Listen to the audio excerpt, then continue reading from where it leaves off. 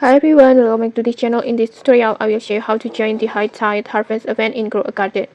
So during this summer event, there's a brand new activity called High Tide Harvest event, and it starts every 20 minutes and lasts for 10 minutes. And joining is super easy. Just collect summer fruits and any fruits with the tidal mutations when the High Tide event is happen. And then if you want to submit everything quickly, without selecting fruits one by one, just walk up to this NPC and then just tap on the take all my summer fruits. Like this, just tap on the take all my summer fruits, and all eligible summer fruits in your backpack will be automatically submit, and your harvest point will be increased instantly like this. You can see it. And then after that, just keep harvesting more summer fruits and submitting them again.